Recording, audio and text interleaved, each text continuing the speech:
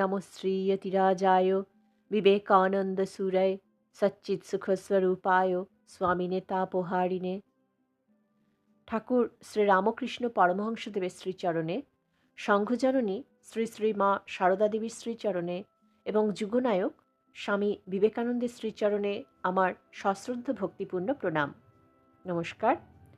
শ্রদ্ধেয় স্বামী শান্তরূপানন্দজি মহারাজের লেখা বিবেকানন্দ চিত্রকথা বইটি থেকে আজ চতুর্থ পর্ব পাঠ করে শোনাব।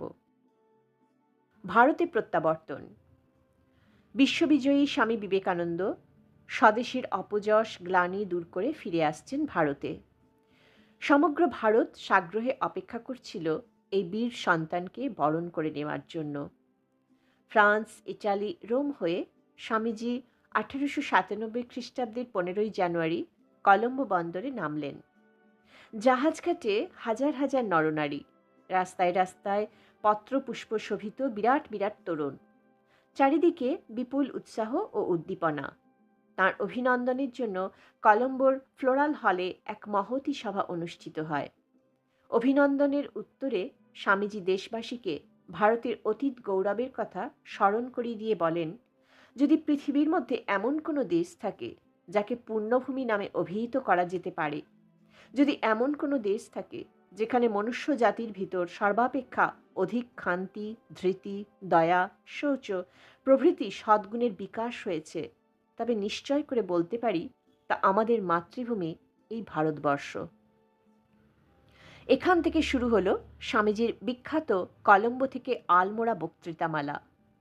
কলম্বো থেকে কান্ডি, অনুরাধাপুর, জাফনা প্রভৃতি স্থান হয়ে তিনি 26শে জানুয়ারি পাম্বান দ্বীপে পৌঁছান। সেখানে স্বামীজিকে অভ্যর্থনা জানাতে অন্যান্যদের মধ্যে ছিলেন রামনাদের রাজা। একটি সুসজ্জিত মণ্ডপে স্বামীজিকে নিয়ে যাওয়া হলো। তারপর একখানি অভিনন্দনপত্র পাঠ করার পর তাঁর হাতে দেওয়া হয়। স্বামীজি তাঁর ভাষণে বললেন, এক্ষণে সমগ্র পৃথিবী আধ্যাত্মিকতার জন্য ভারতভূমির দিকে তাকিয়ে আছে। ভারতকে পৃথিবীর সকল জাতির জন্য এই আধ্যাত্মিক খাদ্য যোগাতে হবে। পাম্বানে প্রায় 3 দিন থাকার পর স্বামীজি রামনাদে এসে পৌঁছান। রামনাদের রাজা স্বামীজির শিষ্য ছিলেন, তাই বিপুল রাজকীয় সংবর্ধনার আয়োজন করা হয়। স্বামীজি পৌঁছানো মাত্র তোপধ্বনি ও বিচিত্র আতশবাজি তাঁর আগমন বার্তা জানিয়ে দিল। তারপর বিরাট শোভাযাত্রা। সামনে স্বয়ং রাজা খালি পায়। রাস্তার দুই পাশে অনেক মশাল জ্বলছে, ব্যান্ডে বাজছে হেরো ওই আসিছে বিজয়ী মহাবীর। রাজার সভাগৃহেই অভ্যর্থনার আয়োজন হলো। স্বামীজিকে দেখা মাত্র বিরাট জনতা জয়ধ্বনি দিয়ে উঠল। রামনাথবাসীর পক্ষ হতে স্বামীজিকে এক অভিনন্দন পত্র দেয়া হলো। উত্তরে এক প্রেরণাদায়ক বক্তৃতায় স্বামীজি বলেন, সুদীর্ঘ রজনী প্রভাত প্রায় বোধ হচ্ছে, মহাদুঃখ অবসার প্রায় প্রতীত হচ্ছে, মহানিদ্রায় নিদ্রিত সব যেন জেগে উঠছে। আমাদের এই মাতৃভূমি গভীর নিদ্রা পরিত্যাগ করে জাগ্রত হচ্ছেন, আর কেউই এখন এর গতিরোধে সমর্থ নয়। আমাদের এই পবিত্র মাতৃভূমির মূল ভিত্তি, মেরুদণ্ড বা জীবন কেন্দ্র একমাত্র ধর্ম। মাদ্রাজে স্বামীজি। মাদ্রাজে পৌঁছানোর বহু পূর্বেই সেখানকার নগরবাসীরা স্বামীজিকে অভ্যর্থনা জানাবার জন্য প্রস্তুতি নিচ্ছিলেন। পাশ্চাত্যের উদ্দেশ্যে স্বামীজি মাদ্রাজ থেকেই যাত্রা করে বোম্বের জাহাজ ধরলেন। মাদ্রাজবাসীরা স্বামীজিকে তাদের আপনজন বলেই মনে করতেন এবং স্বামীজি তাই ভাবতেন। কুম্ভকর্ণম হতে স্বামীজি ট্রেনে গেলেন। পথে যত স্টেশনে গাড়ি থামল সর্বত্রই তিনি বিপুল সংবর্ধনা পেলেন। মাদ্রাজের কাছাকাছি ছোট একটি স্টেশনে মজার এক কাণ্ড ঘটল। ট্রেন সেখানে থামবার কথা নয়, তবুও উৎসাহী জনতা স্টেশন মাস্টারকে বারবার অনুরোধ করল অন্তত কয়েক মিনিটের জন্য যেন ট্রেন থামানো হয়। স্টেশন মাস্টার জানালেন এ ব্যাপারে তার কিছু করার নেই। তখন ক্ষুব্ধ জনতা রেল লাইনের উপর শুয়ে পড়ল। ইতিমধ্যে ট্রেন প্রায় এসে গেছে। অবস্থা দেখে গার্ড তৎক্ষণাৎ ট্রেন থামালেন। অমনি জনস্রোত ছুটল স্বামীজির কামরার দিকে। সকলের আগ্রহ দেখে স্বামীজি আনন্দে অভিভূত, হাত তুলে সকলকে আশীর্বাদ জানালেন। এরপর মাদ্রাজ। স্বামীজিকে স্বাগত জানাবার জন্য মাদ্রাজে অনেকদিন আগে থেকেই তোড়জোড় চলছিল। মাদ্রাজে সর্বপ্রথম স্বামীজির প্রতিভা আবিষ্কার করেছিল এবং তাকে আমেরিকা পাঠাবার ব্যবস্থা করেছিল। তাই মাদ্রাজবাসীর এখন খুব আনন্দের দিন। শহরের বিভিন্ন অঞ্চলে 17টি তোরণ তৈরি হলো। দাঁড়ে দাঁড়ে পুষ্পমাল্য ও বিচিত্র বর্ণের পতাকা। স্থানে স্থানে লেখা ছিল, পূজনীয় বিবেকানন্দ দীর্ঘজীবী হন, স্বামী বিবেকানন্দ সুস্বাগত, এসো শান্তির অগ্রদূত ইত্যাদি। অভ্যর্থনার দিন সারা শহর আনন্দ উৎসবে মেতে উঠল। 6 ফেব্রুয়ারি স্বামীজি মাদ্রাজ স্টেশনে পৌঁছালেন। স্টেশনে এত লোক সমাগম হয়েছিল যা আগে কখনো হয়নি। এরপর শুরু হলো বিরাট শোভাযাত্রা। রাস্তায় লোকের উপচে পড়া ভিড়। স্বামীজিকে দেখার জন্য লোকে ব্যস্ত হয়ে পড়ল। স্বামীজিও তাদের প্রতি নমস্কার জানাতে লাগলেন। সেনাপতি যেন যুদ্ধ জয় করে ফিরছেন। এ যেন এক বিরাট বিজয়োৎসব। পথে উৎসাহী যুবকেরা গাড়ির ঘোড়া খুলে নিজেরাই টানতে লাগল। অবশেষে স্বামীজি পৌঁছালেন ক্যাসল কার্নানে। এখানেই স্বামীজি কয়েকদিন বাস করেন। 8ই ফেব্রুয়ারি স্বামীজিকে আনুষ্ঠানিক সংবর্ধনা জানানোর দিন। ক্যাসল কার্নান থেকে ভিক্টোরিয়া হলে গেলেন। হলটিতে তিল ধারণের জায়গা ছিল না, আর চারিদিকে তুমুল হর্ষধ্বনি।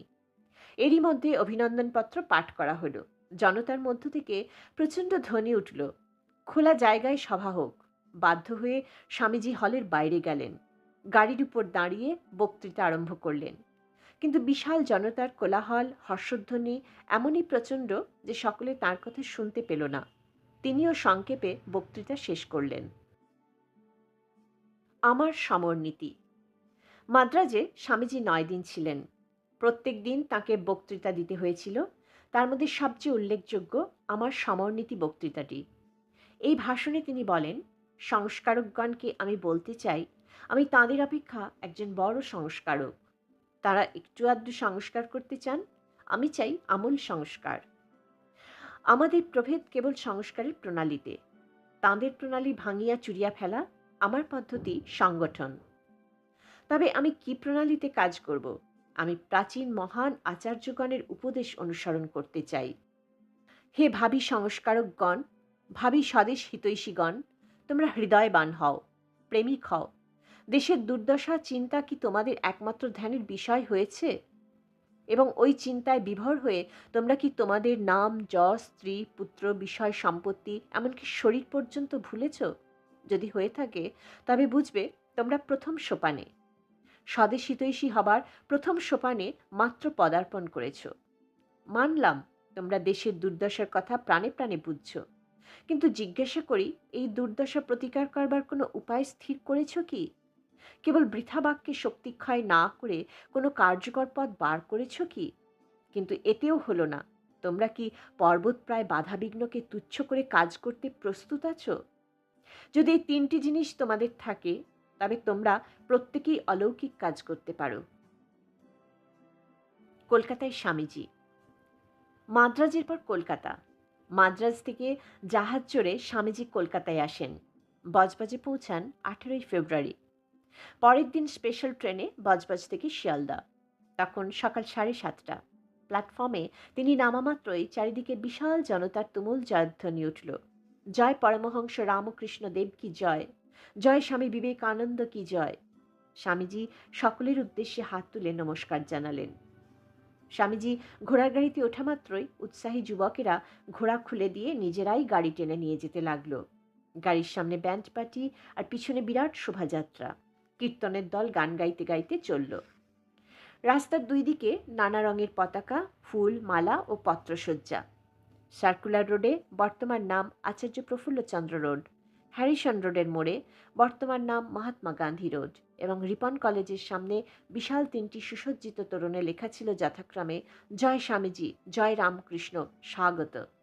রিপন কলেজে সাধারণভাবে তাঁকে অভ্যর্থনা জানানো হয়। তারপর স্বামীজি পাশ্চাত্য শিষ্য ভক্তসহ বাগবাজারে পশুপতিনাথ বসুর বাড়িতে চলে আসেন। বিকালে পাশ্চাত্য শিষ্যদের কাশীপুরে গোপাললাল শীলের বাগান বাড়িতে রেখে তিনি গেলেন আলমবাজার মঠে। অনেকদিন পর স্বামীজিকে নিজেদের মধ্যে পেয়ে গুরুভ্রাতারা তো আনন্দে আত্মহারা। মঠের সাধুরা তাকে হার্দিক অভ্যর্থনা জানালেন। স্বামীজি তার বিভিন্ন অভিজ্ঞতার কথা বলতেন। আনুষ্ঠানিকভাবে 28শে ফেব্রুয়ারি কলকাতা অধিবাসীদের পক্ষ থেকে প্রকাশ্য জনসভায় স্বামীজিকে বিপুল অভ্যর্থনা জানানো হয়। সভা হয়েছিল শোভাবাজারের রাজা স্যার রাধাকান্ত দেবের বাড়ির বিস্তৃত প্রাঙ্গণে। প্রায় 4,000 উৎসাহী নরনারী সমবেত হয়েছিল। অভিনন্দনের উত্তরে স্বামীজি বললেন, আমি সন্ন্যাসীভাবে উপস্থিত হইনি, ধর্মপ্রচারক রূপেও না, কিন্তু আগের মতো সেই কলকাতার বালক রূপে তোমাদের সঙ্গে আলাপ করতে এসেছি। যদি কায় মনোবাক্যে আমি কোনো সৎ কাজ করে থাকি, যদি আমার মুখ দিয়ে এমন কোনো কথা বের হয়ে থাকে যার দ্বারা জগতে কোনো ব্যক্তি কিছুমাত্র উপকৃত হয়েছে, তাতে আমার কোনো গৌরব নেই, তা তাঁরই, শ্রীরামকৃষ্ণের। কলকাতাবাসী যুবকগণ, ওঠো, জাগো, কারণ শুভ মুহূর্ত সমাগত। সাহস অবলম্বন করো, ভয় পেও না, নির্ভীক হতে হবে, তবেই আমরা কার্যে সফলতা লাভ করব। ওঠো, জাগো, কারণ তোমাদের মাতৃভূমি এই মহাবলী প্রার্থনা করছেন। যুবকগণের দ্বারা এই কার্য সাধিত হবে। আমার দৃঢ় বিশ্বাস যে বাংলার যুবকগণের মধ্যেই সেই শক্তি প্রকাশ পাবে যা ভারতকে তার উপযুক্ত আধ্যাত্মিক অধিকারে পুনঃপ্রতিষ্ঠা করবে। কলকাতা অভিনন্দনের কয়েকদিন পরে 4 মার্চ স্টার থিয়েটারে স্বামীজি বেদান্ত সম্বন্ধে একটি মনজ্ঞ ভাষণ দেন। এই সময় স্বামীজিকে সর্বদাই ব্যস্ত থাকতে হতো। প্রত্যেক দিন নিত্য নতুন ব্যক্তিরা সব আসতেন, আর স্বামীজি তাঁদের সঙ্গে ধর্মালোচনা করতেন, নানাবিধ প্রশ্নের উত্তর দিতেন। শিবজ্ঞানে জীবসেবা। অত্যধিক পরিশ্রমে স্বামীজির শরীর ভেঙে গেল। ডাক্তারের পরামর্শে কিছুদিন বিশ্রামের জন্য মার্চ মাসের শেষে তিনি দার্জিলিং গেলেন, কিন্তু সেখানেও তিনি বক্তৃতা ও আলোচনা করতে লাগলেন। বিশ্রাম আর হলো না। এই সময় স্বামীজি খবর পেলেন কলকাতায় প্লেগ রোগে বহু লোক মারা যাচ্ছে। সংবাদ পেয়েই তিনি কলকাতায় ফিরে এলেন এবং মঠের সাধুদের নিয়ে পীড়িতদের সেবায় লেগে গেলেন। সেবা কার্যে প্রচুর টাকা লাগবে দেখে একজন গুরুভ্রাতা স্বামীজিকে প্রশ্ন করলেন, টাকা আসবে কোথা থেকে? তৎক্ষণাৎ স্বামীজি উত্তর দিলেন, কেন? দরকার হলে নতুন মঠের জমি জায়গা সব বিক্রি করব। আমরা ফকির, মুষ্টি ভিক্ষা করে গাছতলায় শুয়ে দিন কাটাতে পারি। যদি জায়গা জমি বিক্রি করলে হাজার হাজার লোকের প্রাণ বাঁচাতে পারা যায়, তো কিসের জায়গা আর কিসের জমি? অবশ্য তার করতে হয়নি। জনসাধারণের কাছ থেকে যথেষ্ট অর্থ সাহায্য পাওয়া গেল। এই সময় বিভিন্ন স্থানে দুর্ভিক্ষ দেখা দেয়। স্বামীজির প্রিয় গুরুভ্রাতা স্বামী অখণ্ডানন্দ ইতিমধ্যে মুর্শিদাবাদ জেলার মহুলা গ্রামে দুর্ভিক্ষ পীড়িতদের সেবা আরম্ভ করে দিয়েছেন। দুর্ভিক্ষ থেমে গেলে 1897 খ্রিস্টাব্দের শেষের দিকে কয়েকজন অনাথ বালককে নিয়ে তিনি সারগাছিতে একটি আশ্রম স্থাপন করেন। এটি রামকৃষ্ণ মিশনের প্রথম স্থায়ী সেবা কেন্দ্র। এই সময় দেওঘর ও দিনাজপুরেও সেবা কার্য শুরু হয়। দার্জিলিং থেকে ফেরার পরেই স্বামীজি শ্রীরামকৃষ্ণ সংঘকে সুপ্রতিষ্ঠিত ও সুনিয়ন্ত্রিত করার কাজে মনোযোগ দিলেন। 1897 খ্রিস্টাব্দের 1 মে শ্রীরামকৃষ্ণদেবের সন্ন্যাসী ও গৃহস্থ ভক্তদের নিয়ে তিনি রামকৃষ্ণ মিশন নামে একটি সাধারণ সমিতি গঠন করেন। এই মিশনের উদ্দেশ্য হল মানবের কল্যাণে শ্রীরামকৃষ্ণ যে সকল তত্ত্ব ব্যাখ্যা করেছেন এবং কার্যে তাঁর জীবনে প্রতিপাদিত হয়েছে তার প্রচার, বিভিন্ন ধর্মমতের সঙ্গে সৌহার্দ্য স্থাপন, জাতি ধর্ম নির্বিশেষে দুস্থ মানুষের সেবা। আজ এই পর্যন্ত। আশা করি আজকের এই পাঠ আপনাদের সবার ভালো লেগে থাকবে। মায়ের কৃপায় আপনারা সবাই ভালো থাকবেন, সুস্থ থাকবেন, আনন্দে থাকবেন। ওং শান্তি শান্তি শান্তি। হরি ওম তৎসৎ। শ্রীরামকৃষ্ণ অর্পণমস্তু।